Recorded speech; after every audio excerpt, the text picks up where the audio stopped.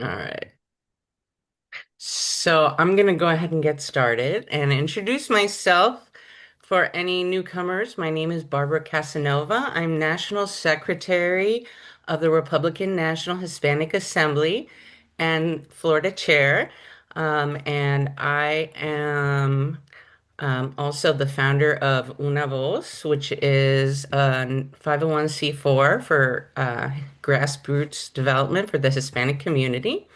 For those of you who are not familiar, the RNHA is the oldest Hispanic conservative, actually the Hispanic Republican organization founded in 1967 and chartered in 1974 by the RNC. And we are here to hear from Stephen Rowe. I met Stephen Rowe many years ago when I was a student at the Leadership Institute, and also when I was going through the Campaign Leadership College, and then later on when I was consulting with the Leadership Institute on Hispanic outreach. And Stephen works at the intersection of political technology, digital strategy, and AI.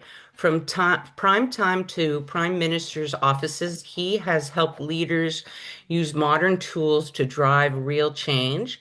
He has trained more than 24,000 leaders worldwide and continues to focus on how digital storytelling and AI can move people to action. His work has been featured on Fox News, Fox Business, and other national outlets. He was raised in Montana, the Treasure State. And I want to thank you so much, Stephen, for accepting the invitation to join us. I know that one of the things that's really important to you is providing real actionable tools. So I appreciate you providing information for our members and friends that we can put into action right away. So I'll hand it over to you. Awesome. Well, thank you so much. And you nailed it on the head. Practical and tactical is the goal of this hour. I want you to leave knowing more about the future of campaign technology and specifically artificial intelligence than when you left. And this is not is AI good or is it bad? It's here's how you can use AI today right away. I'll leave the philosophy to you and everybody else's moral compass. I'm just going to show you what's possible and give you some technology to leverage for whatever you're trying to accomplish. And so I've got an awesome presentation for you, and then we're actually going to go do live demos. So prompt engineering in real time, show you the websites, etc. After this presentation, I'm also going to send you a copy of my slides. And so, no need to physically write things down unless it helps you learn. I see a lot of AI note takers here as well that will probably perfectly transcribe everything I have to say. But I'll tell you what these note takers don't get. They don't get the charisma. They're just going to see little bullet points of like, this tool was said, this tool was said. You're getting the vibes, and the vibes are high because we are going to take charge. Well, let me go ahead and start by sharing my screen, and let me share the sound as well, optimize for video sharing, and become a small box in 3, 2, 1, and poof, here we are. The future of campaign tech. Yes, lots of good stuff coming today. So, basically, to get started, just to introduce myself for just a moment here. Yeah, my name's Stephen Rowe. I'm originally from Montana, the Treasure State. Anybody else from Montana? Hey, put it up in the chat. And if the answer is no, that's how that usually goes. Not a lot of people from the great state of Montana, which is why it's kind of my fun calling card. I jokingly say you meet one of us about every 7 years. And so until 2032, 33, hopefully I'm a good ambassador of my state. Come visit. It's gorgeous. The best kept secret in America, I would argue. Glacier National Park. Glacier National Park, jaw-dropping beauty, totally incredible and worth the trip. And yeah, I usually joke with people because you don't meet many Montanans. We have a 3-to-1 ratio. It's 3 cows for every human. And there were 7 black guys in Montana before I left, and I guess now there's 6. But really, a beautiful state. If you get the chance to go, highly recommend it. But I'm here today because I do a lot in the world of AI. In my previous role at Leadership Institute, I was the director of digital training. And I've been on this AI train since 2018, 2019. Of course, things really got accelerated in 2022 when ChatGPT 3 dropped, but I've seen transformer technology for quite some time and have been doing my best to apply it to the world of politics wherever possible. And so it's been really an exciting journey. I'm glad everybody else is excited. I will say it keeps me busy because now everyone's like, how do we use AI? And we've got a lot of answers for you in this training. And then just to stay connected, I do have a podcast that I share my thoughts with on Instagram and TikTok and Facebook and all that good stuff. Everything's at Robots, Rowebotz. And my podcast is Tech Talk Row.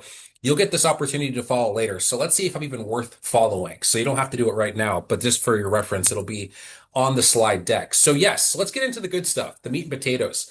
So the future of campaign tech with a specific lens on artificial intelligence is kind of what I'm aiming at here today. And of course, we kind of get a definition of AI on the screen, but for me, it really has existed between these two general categories of weak and general. And we've had weak for a long time. I mean, I remember 1998, it was the best chess player in the world, Garry Kasparov versus IBM's Deep Blue, man versus machine. Who was going to win?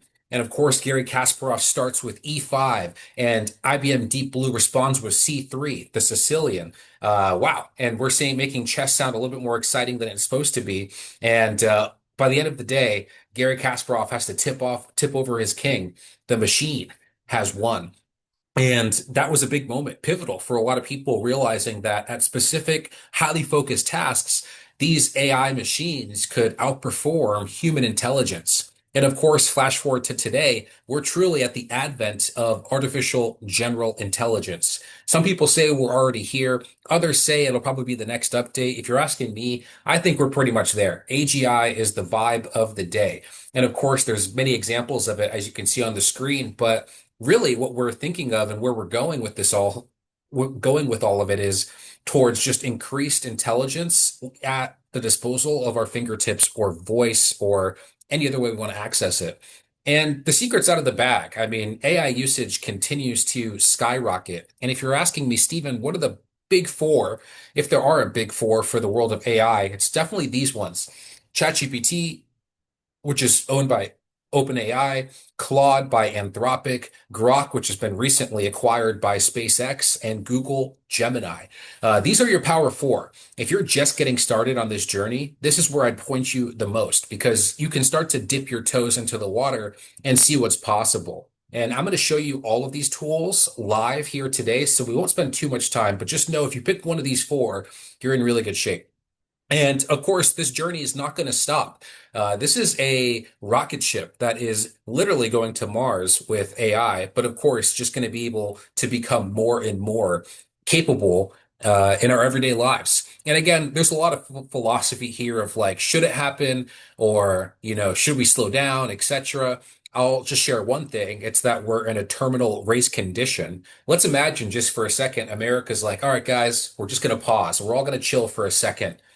Do you think China's going to chill? Do you think North Korea is going to pause? Do you think Russia is going to just be like, all right, yeah, that's a good idea. Let's all just hang back? The answer is no.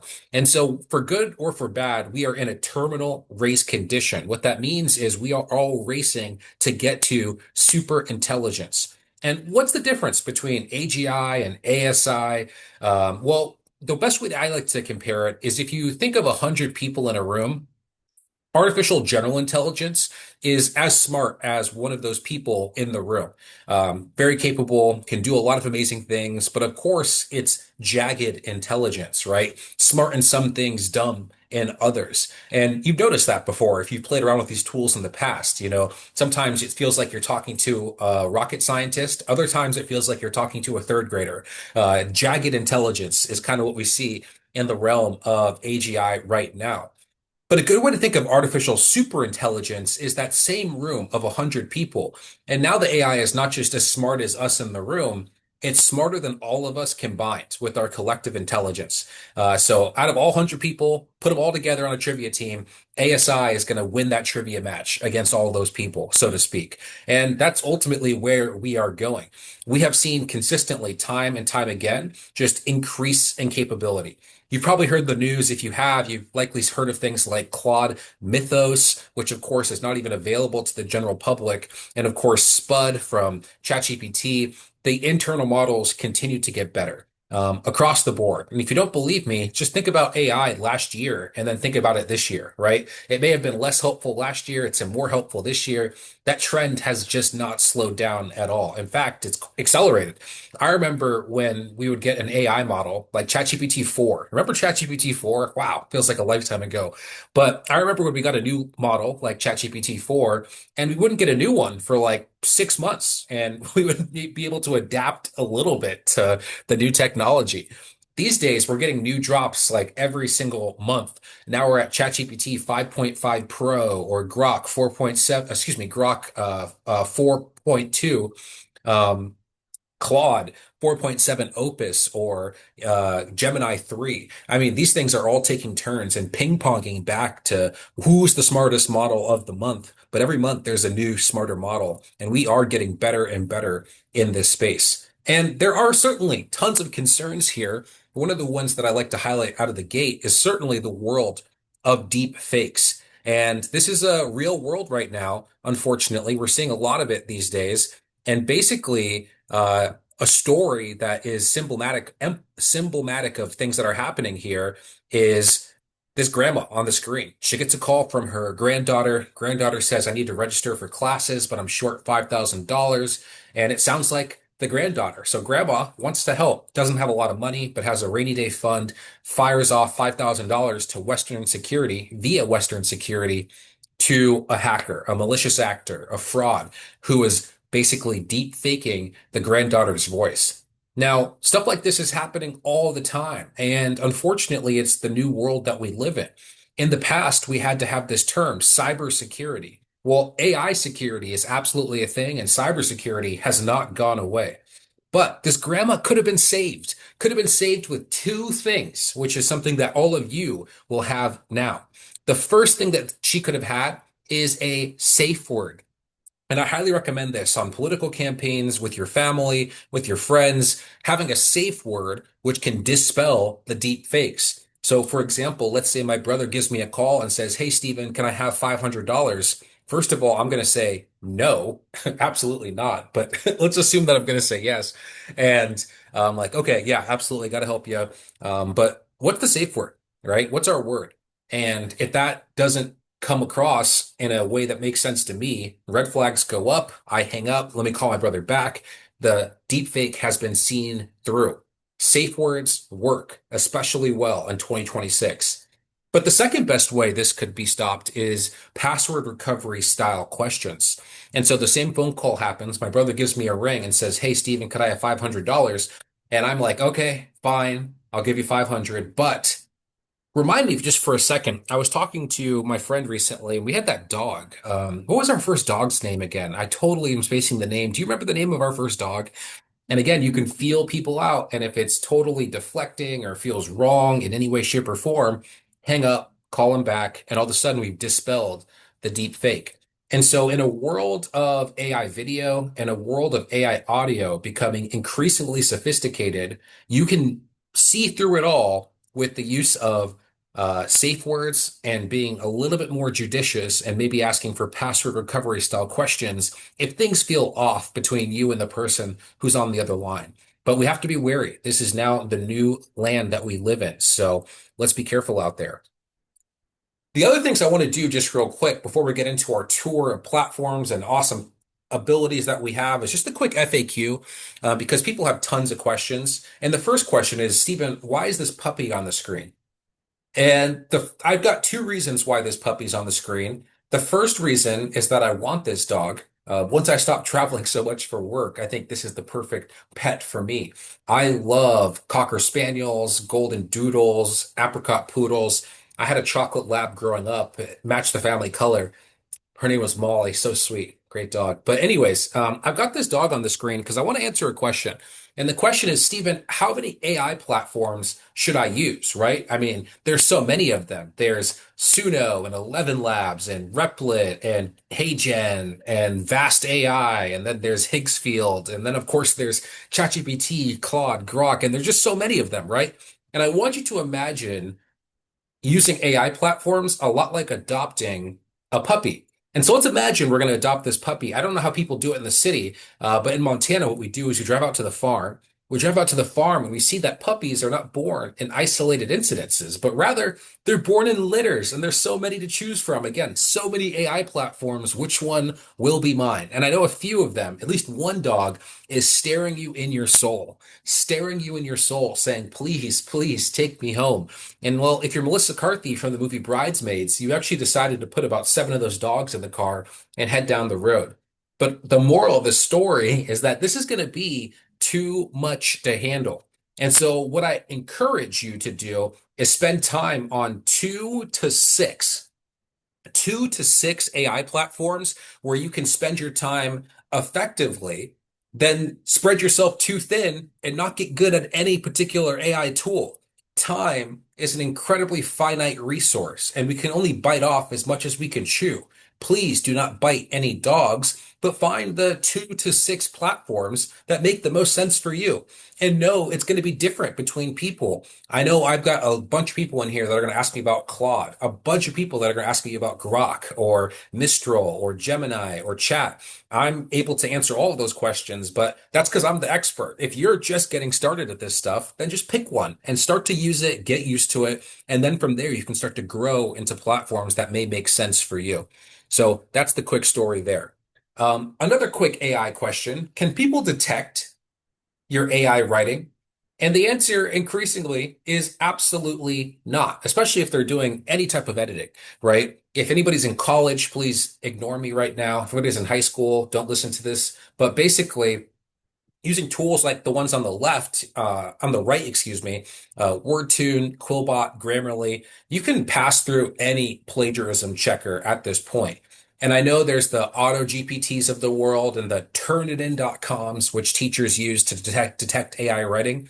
I'm telling you right now that it could not detect AI writing if someone has edited it in a pretty substantial way. Or not even substantial way, but edited it with a little bit of an eye towards it, it can go through any plagiarism detector. But one of the other big things that people think, because they think it's cheating sometimes, but I want you to know you own 100%, not 99, not 85, you own 100% of the outputs from artificial intelligence. So when you get that tweet back or that email back or that piece of content that you're building from these large language models, that belongs to you. That belongs solely to you. And I encourage you to leverage it for your political success. And of course, also edit your AI copy. When I get things back, when I'm typing into these AI machines, you have to treat it like a first draft, that first draft mentality. And what I mean by that is a lot of people will just get the first response. Write me an email to my donors about X, Y, and Z. They get the email, they put it in their, uh, MailChimp or Constant Contact or Nation Builder, what have you, and then kind of go off and just send it. That's terrible. The biggest thing you need to do is revise the writing you're getting back from AI. And the first thing you get back is your first draft. I mean, that's the biggest thing to know. And sometimes it's the first draft out of three, out of five, out of 10. And by the end, you're going to get something pretty polished and amazing. But I know Hemingway rewrote his endings multiple times. Did you know there was five versions of the Gettysburg Address before those 272 words were perfectly crafted that we can kind of see today in America's semi-quintennial? Did I say that right? I don't know. America's 250th. And yeah, it was multiple revisions. And so if you think you're getting the best stuff from AI and you've not revised it or talked to it or molded it, you're not. You have to keep going and keep wrestling with the content. The other question I get a lot, are you giving your secrets to the machines? And the answer is mostly yes, but it's pretty safe and secure. And at the end of the day, you're still sending data from machine A to machine B, right? And machine B is OpenAI, it's Google, it's Anthropic, etc. And thankfully, there's not been any major hacks as of now, knocking on wood. But you are sending it to a different server. Thankfully, it's secure, it's encrypted, it's like texting or like sending an email. And on Google, like your Gmail, unless someone got into your password, your emails are safe, right? You get John Podesta, but even John Podesta was an email password thing. It wasn't like Gmail got hacked. In the same vein, the same level of cybersecurity, encryption, data privacy is happening with these AI companies. But they are using your data and they usually strip away your name and IDs and then, try and reinforce their systems with learned experiences, right? So that's important to know. But also know that you can change those data storage settings in most large language model companies, especially the big ones. You can also run private AI, so you never have to run into this at all. Definitely something I'm open to exploring with you all. And then, of course, if the police, the popo, the 5-0 do want access to your chats, they will get them. That is one thing to keep in mind. So just want to be aware there. And what happens really is these large language model companies in general are pretty compliant with law enforcement. And so if like the FBI says, can I have his ChatGPT account? OpenAI is going to be like, yes, here you go. So that's just important to know. But other than that, you're in the clear. This is private communication between you and your chat for the most part. But again, we can increase that privacy if you're ever truly concerned about it. Happy to answer any questions on that. And then where are we going with all of this, right? And we're going into agent teams. And basically, we've already lived in phase one. Most of us are here right now, right? You go to chat.com, you go to Claude, you go to Grok or Gemini, and then you start working with it to make your life a lot easier, faster, better, and stronger. But that's not the end of the journey, my friends. We're moving, you might already be in phase two. I'll show you what it looks like in just a few moments. Well, let's give it 10 minutes, but I'm going to show you what phase two looks like. And effectively, you're joined by these agents taking on tasks at your direction. Most simply, you've probably heard of Claude Code. You may have heard of tools like OpenClaw or Perplexity Computer. A lot of agentic tools, a lot of agentic browser use out there. Basically, these machines being able to work on your behalf. Pretty fantastic stuff. It's getting crazy good. But ultimately, we're going to move into phase three, where you kind of set the direction and the agents just go off and conquer. What I like to do is compare this to Doctor Strange and Marvel's The Avengers, because it's a great way to visualize it. And like all of the world has seen Marvel's The Avengers. If you haven't, I'm about to spoil the ending, but you had like 8 years. So, that's totally fine. If you're not a superhero person, no worries at all. You don't have to know anything about superheroes to get this analogy.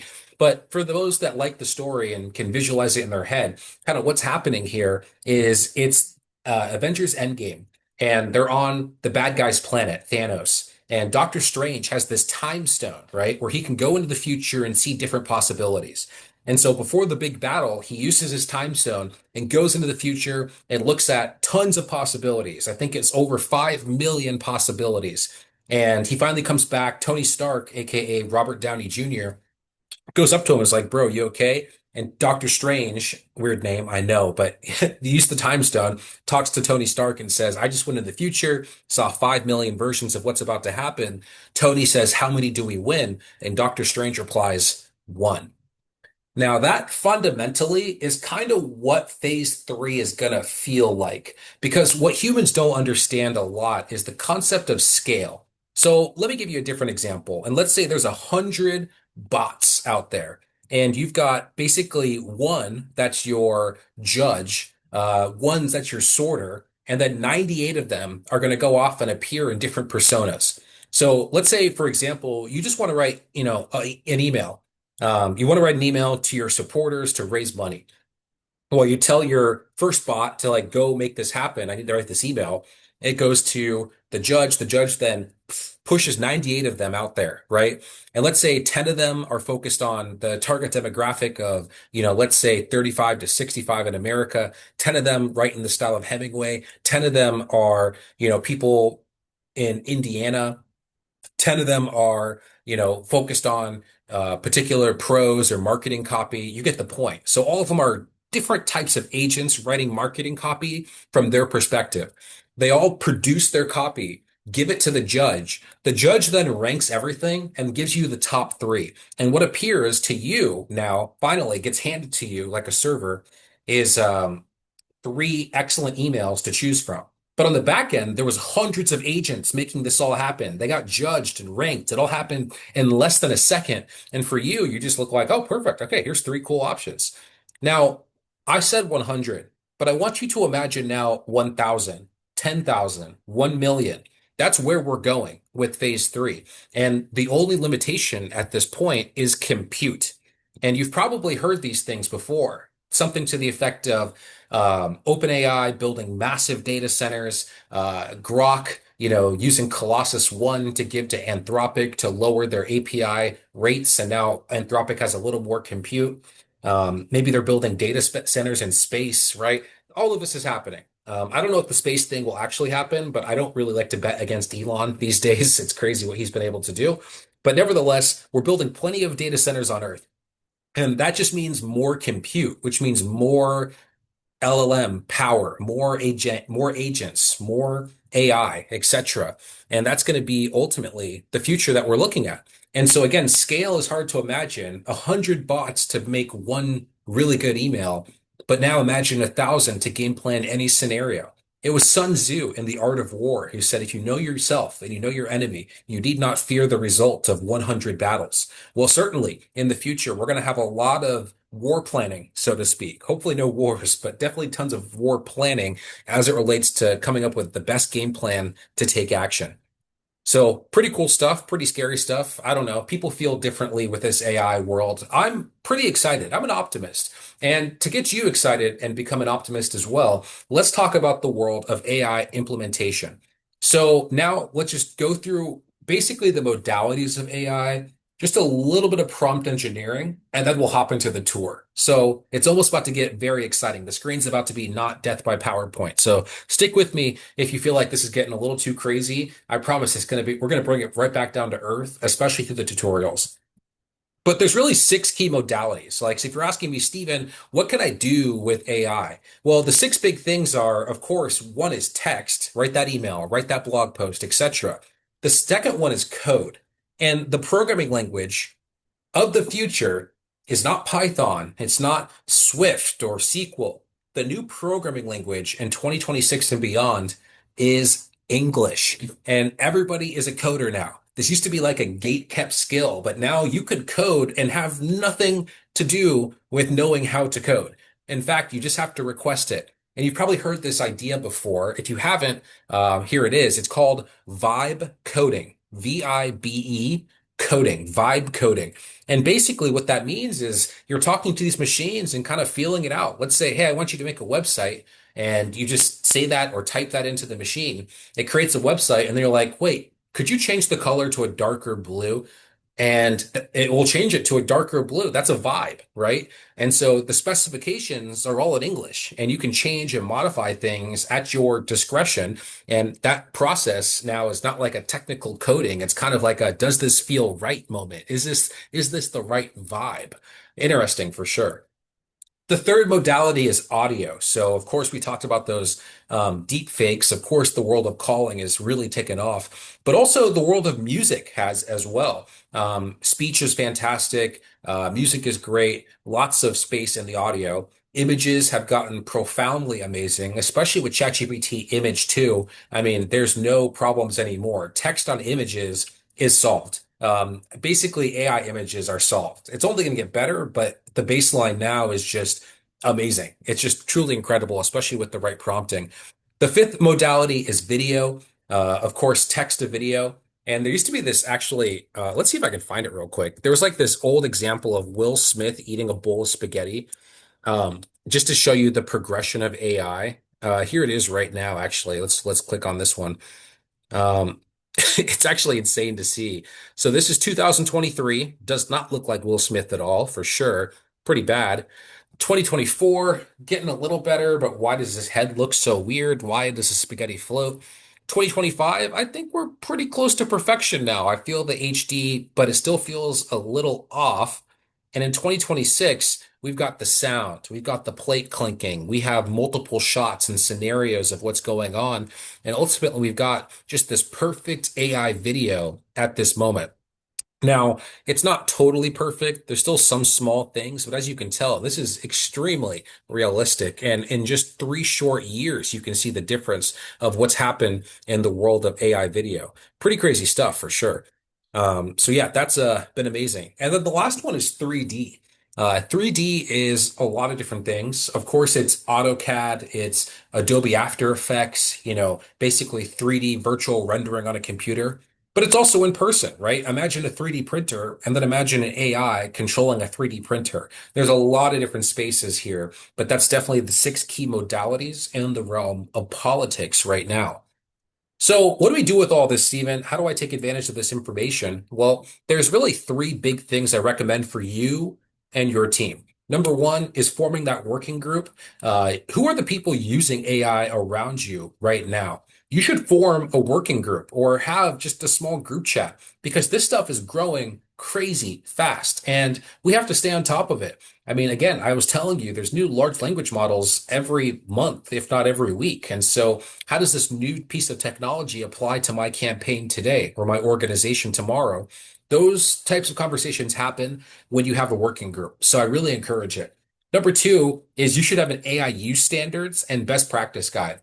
You should know what's right with AI and what's wrong with AI for your campaign, for your organization, things of that nature. And what I recommend, one of my rules, as a fun fact, is for a lot of campaigns is people have to be people. It's very easy to generate people at this point with AI, but it's also bad when they have like six fingers or someone asks you, is that a real person? And you have to tell them no. So one of the good rules that I love for campaigns in particular is, hey, if there's people in our photos or in our social media, it always has to be a real person. We're not going to use AI for the people of it all. Interesting for sure. And then number three is infrastructure and innovation. You've got to invest. Remember, I said pick 2 to 6 AI platforms that make sense for you. But one thing I recommend is at least one paid adventure. Most of them are $20 a month. So you could pick ChatGPT, you could pick Claude or Gemini or Grok, which is $30 a month. Grok is like $10 more. Very rude. But nevertheless, I do really recommend spending that money. And I don't get paid by them to recommend that you use their services. Although if you know anybody that works there that wants to start paying me, we'll talk after the lecture. But nevertheless, pick your horse that makes the most sense for you and your campaign and invest.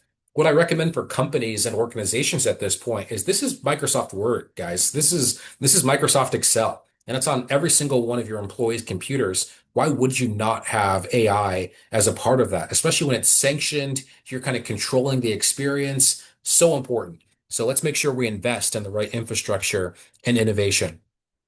And then how it can benefit you right now. The big things are content production and research. In the realm of content production, really recommend building and scaling whatever you're outputting. If you're making videos on social media, let's make a ton more videos. If you're making quote graphics, let's make a ton more quote graphics. If you're posting, stuff on X, let's supersize that and double our efforts. We can really boost content production in a way that's never seen before. If you're posting like once a day on social media as a political campaign or an organization, you are just crazy behind and you don't have to worry about working harder. You can have AI stockpile the content for you and you can absolutely output tons and tons of this faster than ever before. And so let's make sure we're posting a ton of content. And then, of course, let's do the research, analyze data, predict outcomes so we know that the doors we're knocking on are the best. We always have great technology out there. Like I love i360, I love Advantage. These door knocking apps are fantastic. We can do our own research too, especially with the world of AI. And so a lot of times people have this default that I have to buy this like super expensive consultant. These days, it's become easier and easier to actually just kind of bring that all in-house.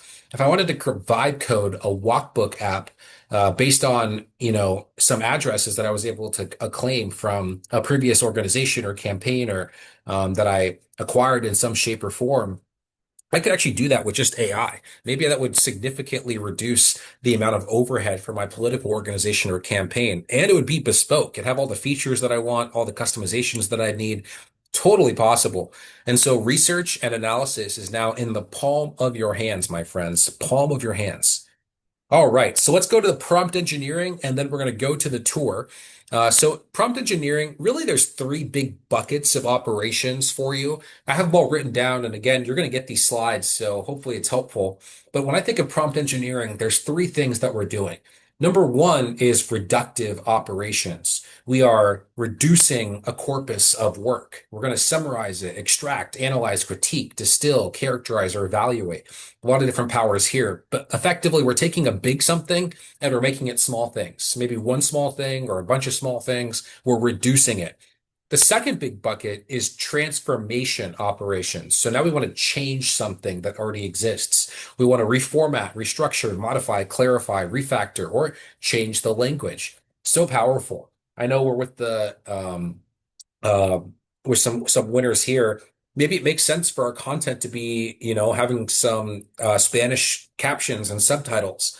Well, that could be annoying in terms of like content production workflow to like have to create captions in two languages. But with ChatGPT, you could just upload the transcript and say turn it into Spanish, or upload the Spanish script transcript and say turn it into English. I mean, there's so many ways we can transform with AI these days. It's crazy. But that's one of the ones that makes the most sense for political campaigns, being able to reach people in different languages pretty much at the request of any large language model. Fantastic stuff. And the third and final thing with prompt engineering is generative operations, right? We're going to create from scratch. So we're going to brainstorm, plan, draft, or amplify. We're going to just basically build something for the very first time, which AI is exceptional at. But again, don't just accept your first draft, right? You got to keep editing, keep refining, keep tinkering. And before you know it, you'll build some pretty incredible stuff in the world of AI. So the last thing in prompt engineering that I think is essential to understand and know is skills plus stacking, custom skills and tool stacking. One thing that you can do in almost any popular large language model is create skills. In ChatGPT, they're called custom GPTs. In Claude, they're called artifacts or skills. In Gemini, they're called gems. I mean, there's a lot of different tools out there, but yes, there's a whole bunch where you can kind of bake in things. Basically, you can package it and then reuse it forever. And it really helps cut through that prompt fatigue because now you don't have to put in, you're like, this is my color scheme, this is the font I want every single time. It can be pre-saved instructions. Pretty fantastic. But the biggest thing you can do is chaining the right tools together, tool stacking.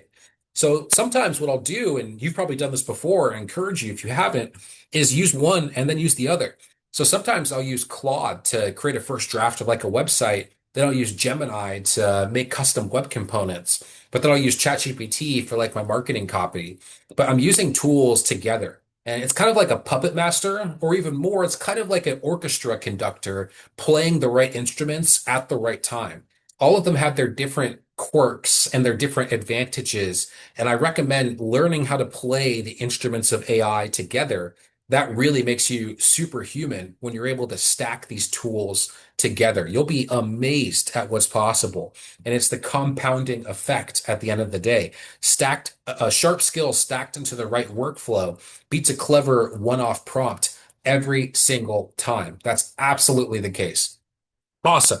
All right, so let's go ahead and start exploring mostly free AI tools. It's going to be exciting. So I've got them all pumped up on the screen for you now, and I'll start clicking through them. Just taking a peek at the chat right now for a second before I go further. Mostly just AI meeting notes talking. Okay, good, cool. All right. If you guys have questions, I'm probably not going to leave any time at the end for questions, so feel free to drop them in the chat. Otherwise, enjoy the ride. No pressure either way. I've got tons to go through. So let's stop on our first journey. The most famous consumer product in 2026, it's ChatGPT. Now, there's a lot of cool things that I could teach you in the world of AI and in the world of ChatGPT. There's probably three things that I'll highlight for you right now. Number one is my favorite prompt. My favorite prompt that you should use. If I'm going to say, write me a fundraising email for voters in Miami that are conservative Hispanics.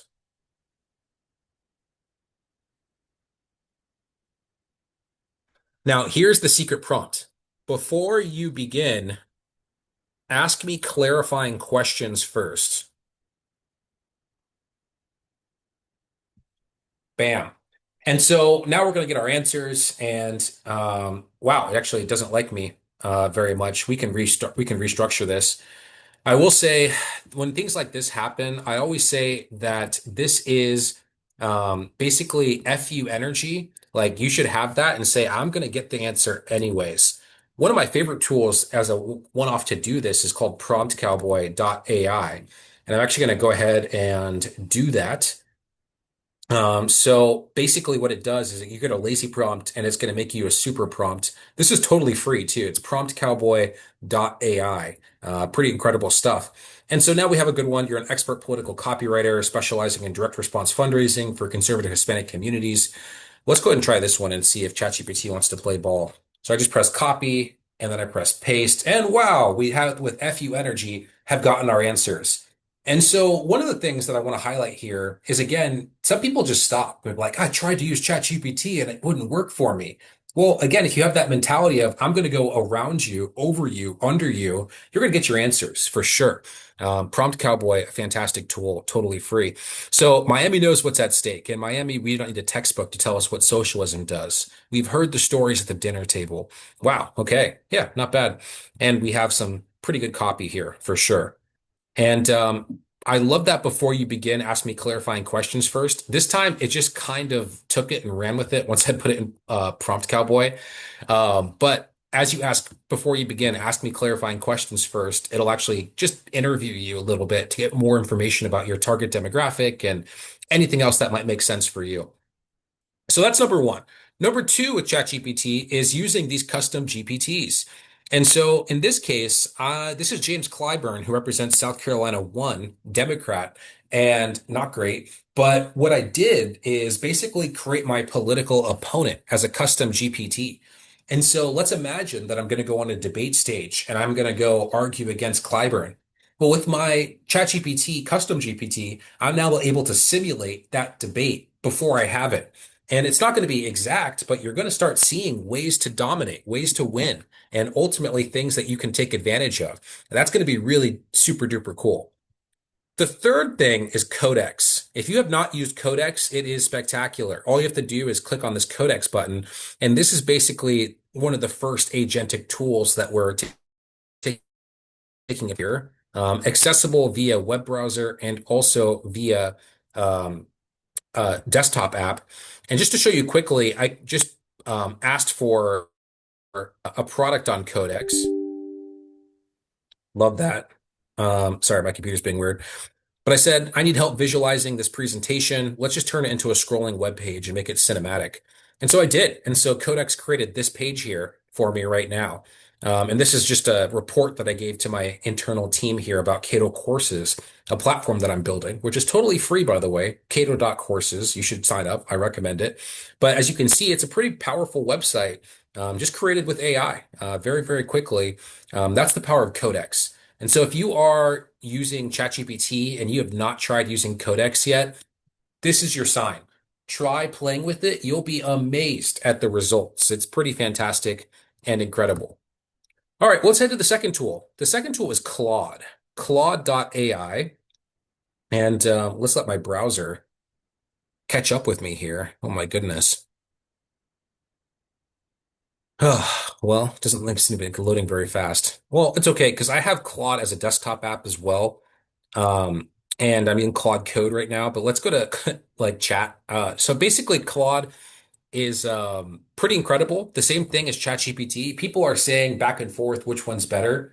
And it really does switch on the day as to which tool I'm using, whether it's Codex or Claude Code or Claude Chat or ChatGPT.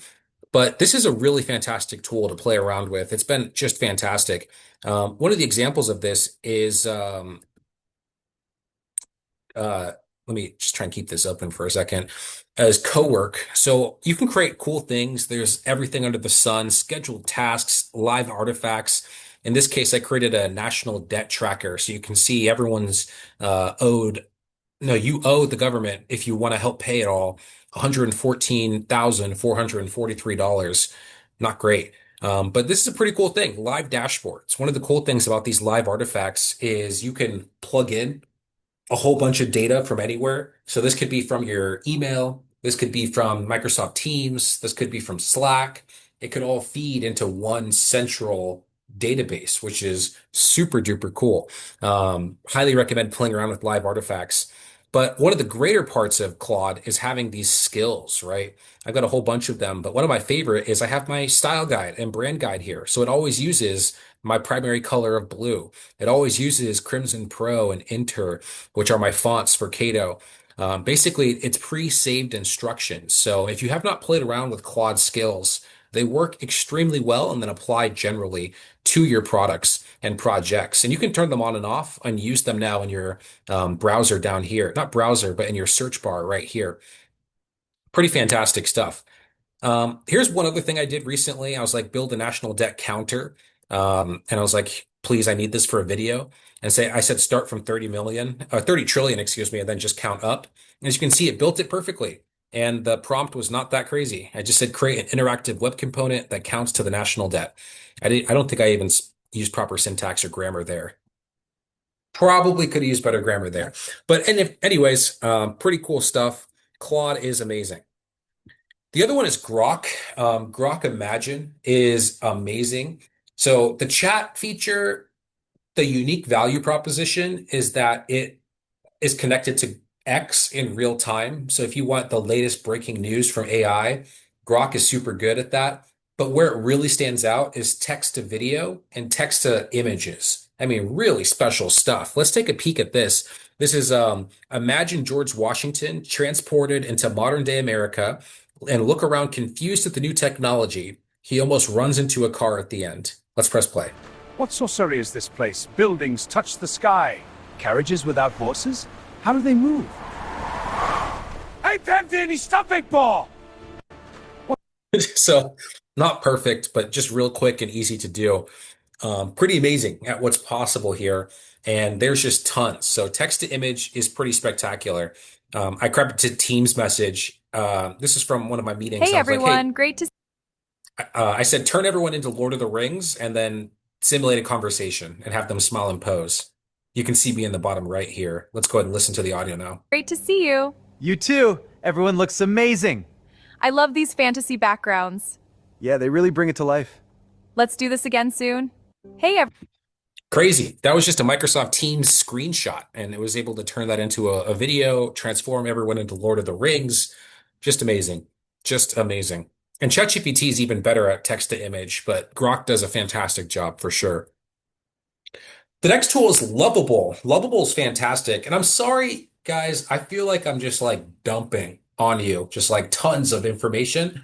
And if this feels like a lot, I acknowledge that. And I am so sorry the world moves this fast. But for some people, you're probably like, okay, this is great. Keep going. What's next? What's next? But thankfully, this is recorded, so we can watch this one more time. Also, thankfully, you're going to get a copy of the slides. So I apologize again for going through so much in just an hour, but there really is so much out there for us. Anyways, let's go ahead and click on Neighborhood Pulse. And Neighborhood Pulse is pretty awesome. And basically, it's an app that we're going to build. We're going to vibe code. It's a local organizing app that turns neighborhood complaints into campaign priorities, volunteers, and resident stories. So let's go ahead and click build and see what it comes with. We'll see what happens here. It's going to build for us. So I'm going to come back by the end of this presentation, but we have left. It'll probably build something pretty fast, and we can look at that in just a second. The other thing that we have is Google Gemini. Google Gemini. And this is a website that is failing me right now as well, which is not going the best. Let's see and wait here for a second and see if it wants to load. Oh, so rude. It doesn't like Gemini and it doesn't like Replit. Let's just close them and open them back up.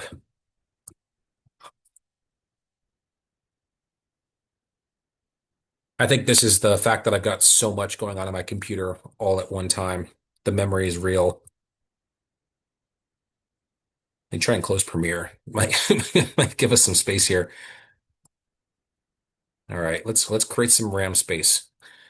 Well, let's work on a website that is working for the sake of time. We'll come back to Gemini in just a moment. It looks like it is loading. I see the icon, the favicon, so we'll just give it a moment here. So the next thing that we're looking at is Suno. the world of music has gotten crazy good, crazy fast, and I wanted to show you an example of it right now. So I'm going to go ahead and just grab, let's say, the future of campaign tech. Barbara Casanova is the leader. I'm just going to grab that as the copy, and let's call it Hispanic rap music. And we're going to go ahead and click create. And so now we're going to get some music in roughly, I would say, 40 seconds. That might be really cool, might sound quite strange. Let's find out together as to what's going to happen on that front. Um, Man, my RAM is, sorry about this. I have probably 10,000 browser tabs open at the same time, which is likely causing these issues. Let me stop sharing just a moment and then come back into it. While you're doing that, Stephen, real quick, this is Yeah, a please. little my personal experience. I started using AI when Mark Campbell first told us about it in the CLC program. And so I've been doing it for quite a while, but not as advanced. It's moving, like you said, so quickly. But one day, after some time of using ChatGPT, one day my it started referring to me as patriot, and then I was had in the process of asking it to help me compile a media conservative media of media outlets and contacts, and it said, well, let's focus on the conservative ones first, of course, because this is going to take some time, so we don't want to. I was My jaw just dropped, and it started using language because it had identified that, I was a Republican, Hispanic, conservative, and it just blew my mind. And, at that point, there's no turning back, but I love AI. Yeah, so true. And really, it is crazy to see how fast everything is moving. I think at the end of the day, what we're faced with at this point is just like a train that's like constantly going and just doesn't stop. And you're like, wait, I just saw this train cart go by and now we're looking at the next one. But I think it is incumbent upon us to start using these AI tools and monitoring it. I know it's going to take more time out of our lives to do it, but at the same time, the rewards that we're receiving will be just truly immense because you have a first mover advantage. A lot of us are going to be able to know these tools, and most people don't know about these tools. Most people have tried talking to ChatGPT just like one or two times. And so, let alone, the suite of tools that we're going through here in this training, you have a first mover advantage. And if you stay on top of it, you're going to be really in an incredible shape. So there's a lot there. But yes, my um, browser hates me, and I probably have to reset my computer. But I have a couple tool tabs that are already open, and one of them that I wanted to share is actually my website. If you're like, again, this was so many tools. Well, I have them all mapped out on one central repository, my active library of mostly free tools. So if you're like, what was he using again? Everything that I've mentioned so far should be on this web page, so you can check it out and play with it yourself. There's always small descriptions, and again, I always aim for mostly free on my tool usage to kind of keep things as simple as possible for people. So yes, it'll all be there for you, and hopefully that's a good resource. Man, Suno doesn't love me, and then I'm trying to load Gemini. Maybe it's gonna go this time. Dreams do come true. Uh, well, if this still works, create a video.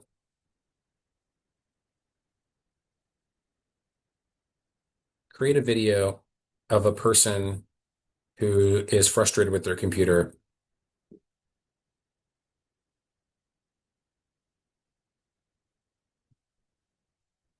Browser tab's not working. And then let's go ahead and lower this resolution so it happens a little faster. Oh, so sometimes, um, we could just use the AI to kind of help us just create a visual of how we actually feel when our computers fail us. But it should be done in just a moment here. As you can see, well over 50%, getting past 70, and Come here we on, go. load already. Ugh, why won't it work? This is ridiculous! Fine, I'll do it later. Yep, and that's pretty much how I feel. Um, all right, so on Lovable, I had to give it a little bit more answers before it was going to go forth and conquer, but it will go forth and create still. And then, yeah, Suno and Gemini, just not being friends. Well, the one other thing I had open here, and then I'll head back to my presentation and close here, is I do love BotPress a lot as well. And what I do here, this is like AI chatbots of the world. So you can see on my website, for example, I've got a bot of myself, Stephen Rowe's AI assistant.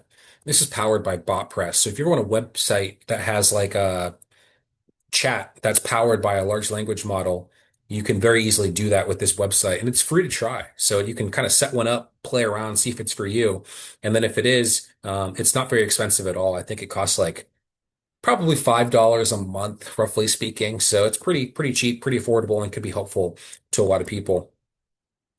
Oh, we can see the neighborhood canvas coming up, but I fear it's going to be like 4 minutes, and it's not going to get there in time. Um, yeah, so it's okay. When technology fails, all you have to do is go a cappella. And I don't even see my camera. Can you see me okay, out of curiosity? Or am I a black screen?